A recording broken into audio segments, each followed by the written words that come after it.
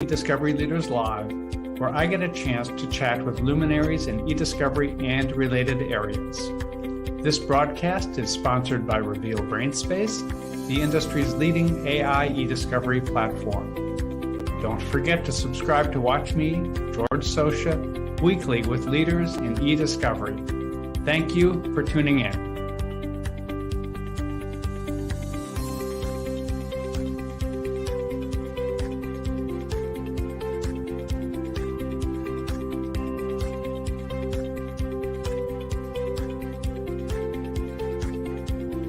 Welcome to e-Discovery Leaders Live, hosted by ACEDS and sponsored by Reveal. I am George Socha. I head up brand awareness at Reveal. On each episode of e-Discovery Leaders Live, I get the chance to chat with luminaries in e-discovery and related areas. This week, we are broadcasting live from ILTACON 2023 in Orlando. But for past episodes, they are available on the Reveal website. Go to revealdata.com, select resources, then select e-Discovery Leaders Live. My guest for this episode is Krysta Slavik. We are fresh off a session, which we might talk about. Krysta is an e-discovery analysis and technology solution analyst in the e-DAT group at K&L Gates. How's that for a mouthful? That is a mouthful. Yeah. Thank welcome. you, George. Yeah, so what does that title even mean, right? Good question. What does that title mean? And before we get to what that title means, how did you get to that title? So I started 12 years ago almost. I kind of took a break from school and I thought, what am I about to do? Am I going to go to law school? What am I doing? I took a job as a litigation clerk at Reed Smith, who everybody knows has a wonderful e-discovery practice. So I kind of got my feet wet there, just a taste of it. I really liked it. I then kind of hopped across the street to K&L Gates, and I've been there for almost 9 years now. And you kind of go through the ranks of clerk through, analyst, through lead to now this position that I have, which is really identifying solutions and innovations within e-discovery within our practice group, which has been really, really fun, especially as things begin to evolve and have been evolving in this space. My guess is it's not limited just to identifying the solutions. You might have some role, maybe in implementation. Maybe a little bit there. Yeah. So implementation, identification, out of the box, outside of the box solutions. So a lot of times case teams are running up very unique situations, let's say, and you have to really find unique solutions. Maybe software doesn't have a solution that you need yet. Maybe there's collection issues, which I think almost everybody in e-discovery can probably agree with, especially with coming off of the pandemic, when you just got a really big explosion of all different kinds of data types as we kind of leaned into remote work really, really quickly. So let's play out part of that. There's the sort of the run-of-the-mill data we deal with, email, office files, and now we're trying to figure out what to do with short messages and the like. But let's put that to the side for a moment. Give me an example of a highly unusual and challenging data type and how you dealt with that. Well, going back even CAD files, for example, in engineering cases, those have proven to be fairly challenging. Another kind of big one, just kind of not even with new technology, but old environmental cases where you're running up against tons and tons of maybe photos or scanned hard copies. And one of the cool things about those cases now is using really AI to help you identify what's in these photos. Is it a pipe? Is it a tractor? Is it, a manhole? Is it mildew on the wall? Right, what is that sort of thing. So, tools like that. I know you said, let's not talk about chat data. Oh, no, we can come back to that. But I think there's applications being developed and rolled out every single day that folks are downloading on their phones saying, oh, this is really great. I can chat with my colleagues through this app, which has really limited availability to pull that data down from in a litigation. So finding solutions to deal with that, and then Teams, text, WhatsApp, all of that stuff. Right. Yep. So it makes it interesting. It makes it really fun. Any particularly challenging example with a success story? With I a assume. success story. I think every case these days has their own unique challenges. How was the client maintaining their text messages? Were they deleting them? Did they have, were they using a personal phone, or did they have, policies through work? All of that stuff. And I think that comes up in almost every single case, that you almost have to be more robust in your custodian questionnaires these days. Yeah, I think, we're doing a good job identifying those things. And we have a really good team of folks that their primary focus is really on finding ways to collect those types of data. So there's lots of thinking going on, creation of best practices. And I think the interesting thing right now is everybody in this industry is kind of doing that collectively at the same time. Yeah. So what with the so we'll focus on the chat data, and there are not mature solutions for that yet. Exactly. We can talk about the immature, but I'd like to go in a slightly different direction, which is, what would you like a mature solution to look like? So in terms of collection, or just the ability to review them? So I think with collection, it's tough because with new apps being developed and people are adopting them every single day, and adoption rates with that type of tech that you can download to your phone is taking days, hours, rather than previously it was months, years. So just kind of being able to stay on top of it. You have to do that in terms of, but kind of getting, what is that data going to look like? Right. What are you able to do with What can you do with it? And I think this idea of everything has to be a document, I think that we're going to start falling away from that line of thinking. It might take a little bit more time. I think we're starting to make headway there, that a text message is not a document. So what should a text message be as we work with it? I think it should be exactly what it is.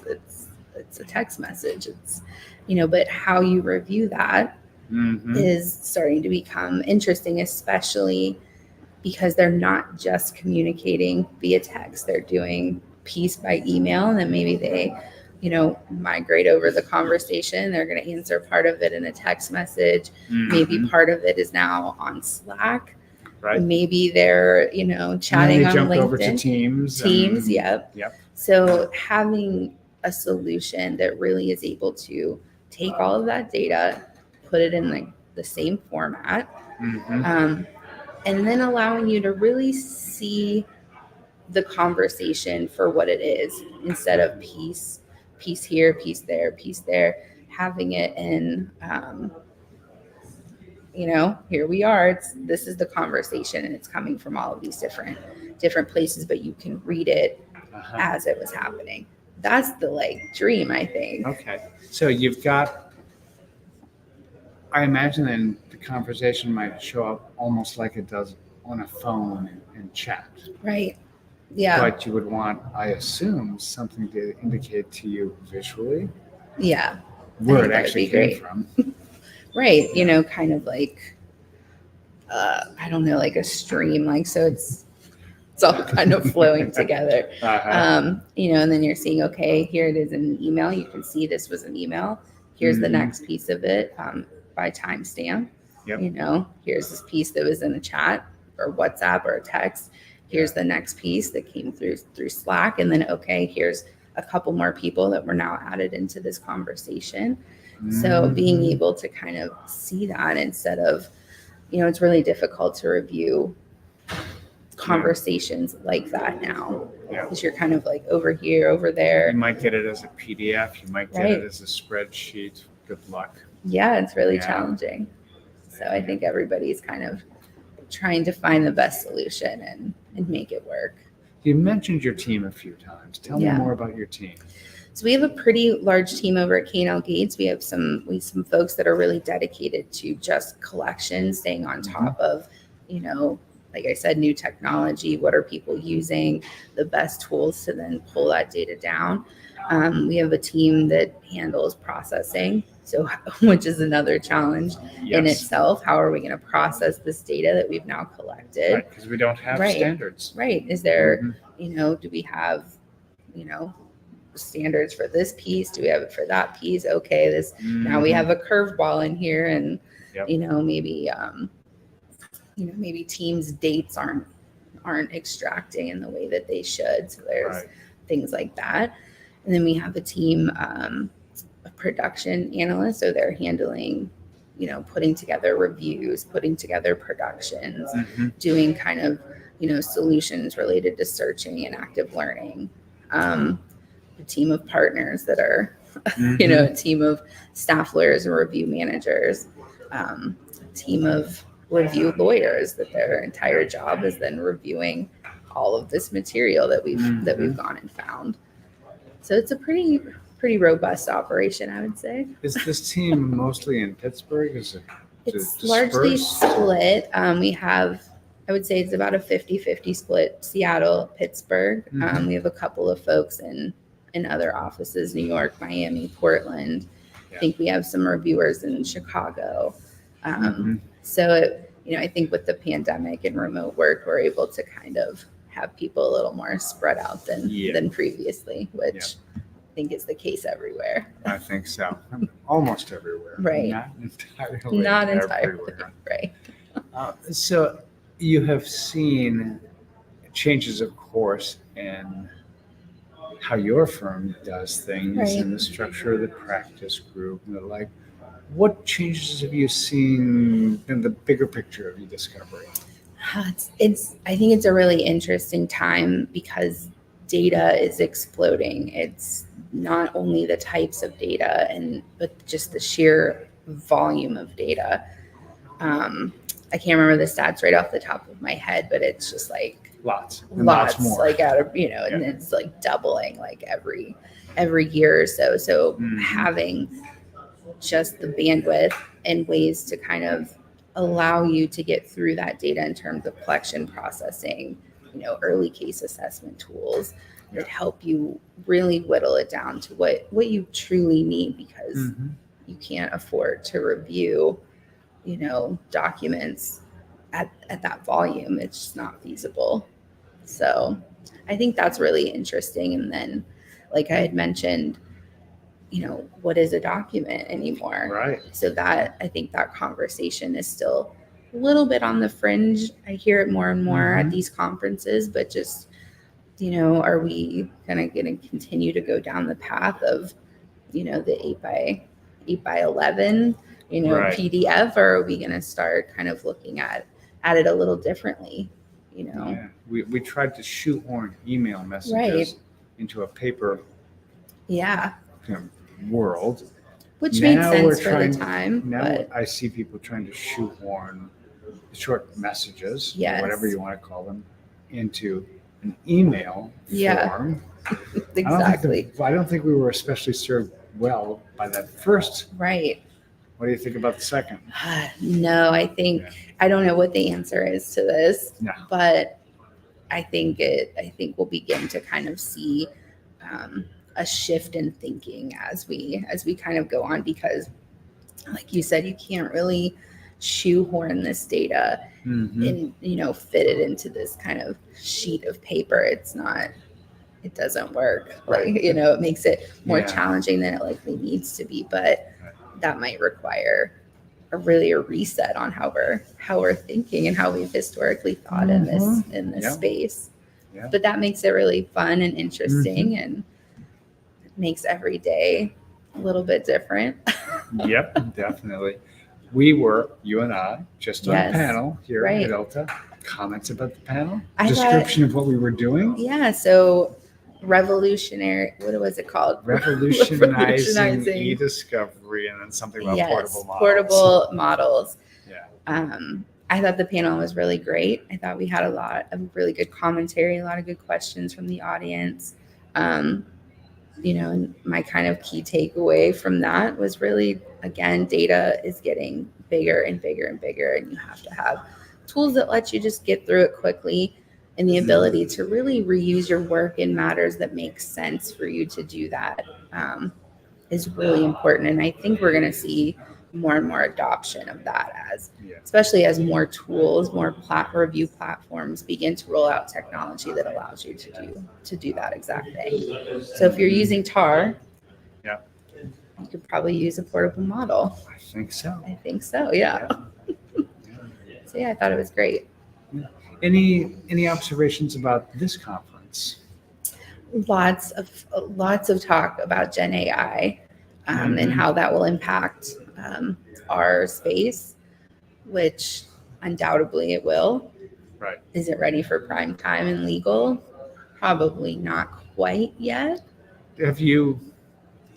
So the things you've seen, either walking through the exhibit hall or in sessions, or people have given demos to you. Yeah. Have you seen anything that you feel like is talk about a leading question, but anything that you feel like is like a mature Gen AI offering in any of this? I will say I sat in on the case text update the other day with their CEO, and that tool I think will really change legal. He said it's too important not to use. It's going to change the way you have to use it. And I think that is true. The amount of time it will save lawyers in terms of research, drafting, those types of things. It's like bar none. That tool is really great. So I'm interested to see, especially they've just been acquired by Thomson Reuters. So yeah, so we'll have to see how that all maybe plays out. That's prime time, I think. So do you think, again, one of these, really, he's asking that question, do you think a year from now there's going to be any e-discovery tool that lets you work with data that does not contain a Gen AI component? Interesting. No, I don't think so, because I think there are tools that already have a Gen AI component.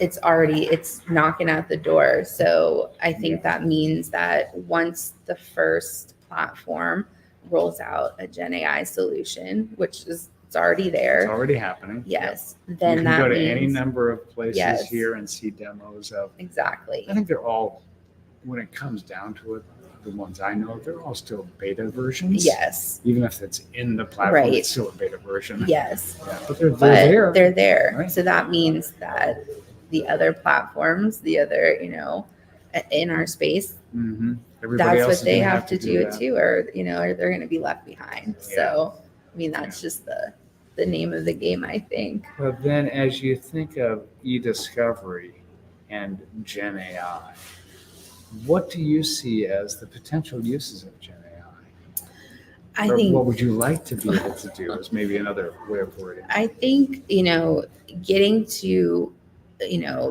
summarize documents really quickly is a really good one, but summarizing in a way that just kind of gives you the facts and not gives you filler information. I think that's a really good, tell me about this issue in this data set. I think that's a really good one. Find more documents. So before we go on from there, summarization of documents for purposes of litigation has always seemed to me to be a somewhat fraught exercise, because in litigation, it's almost always an accretion of little details. Sometimes the details that you otherwise wouldn't pay any attention to. Right. A summarization tool is going to try to take a lot of stuff and grab out the obvious highlights and put it in front.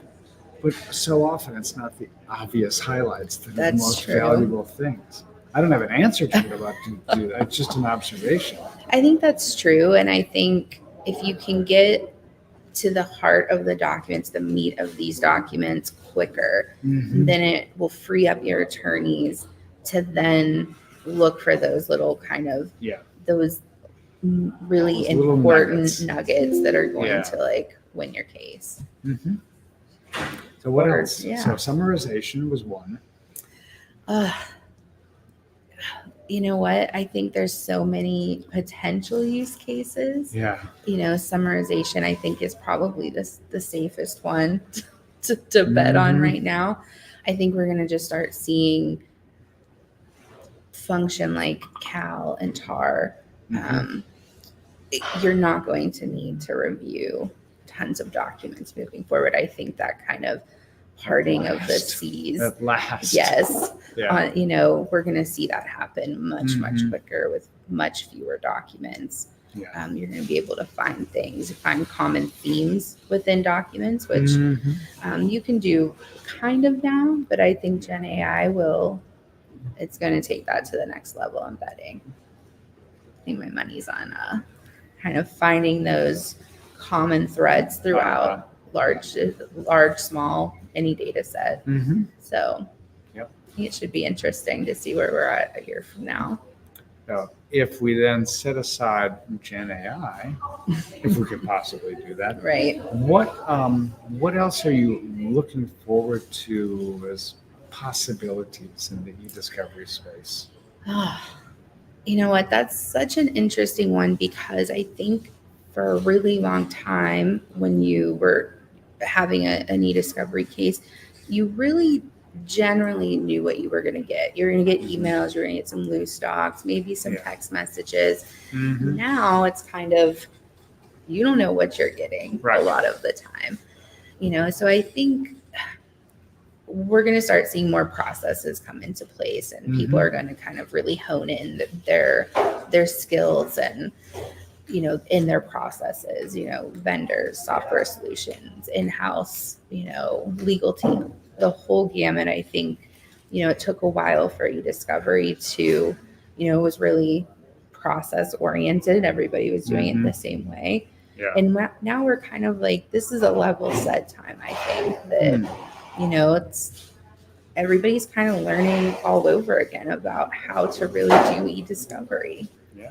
It feels to me, in some ways, as if we are going through a process analogous to what we were going through at two different times. One would have been in the early 1990s, as we were really first starting to deal with this.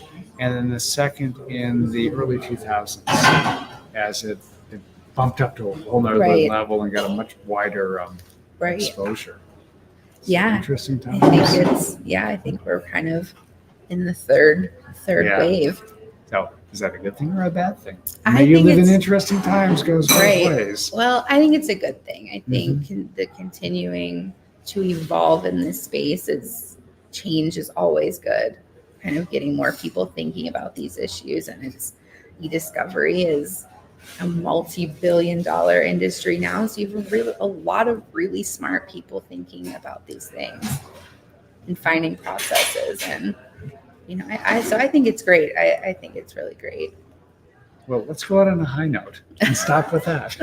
Sounds good. That sounds good to me. Oh, thanks, Krysta. Krysta is, I'm not going to go through the whole title, but you're an e-discovery analyst. Yes. At K&L Gates in Pittsburgh. I'm Yes. George Socha. This has been e-Discovery Leaders Live, hosted by ACEDS and sponsored by Reveal. Krysta, thanks so much for joining us today. Thanks, George.